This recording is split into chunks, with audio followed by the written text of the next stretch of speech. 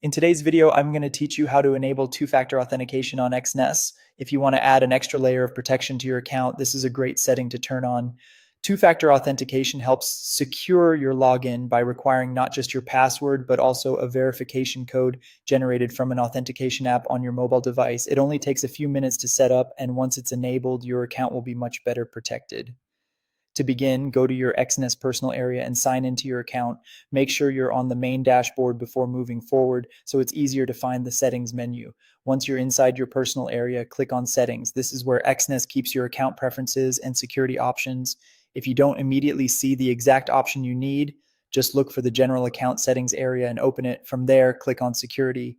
This section contains the tools and options related to protecting your account, including login verification and other security controls. Now look for the section labeled Two-Step Verification. Under that section, click on Change. This will let you update the method used to verify your identity when signing in or making certain account changes. On the next screen, select Authentication app, then click Next. Choosing an authentication app means your verification codes will be generated by an app on your phone, which is usually a very secure and convenient option.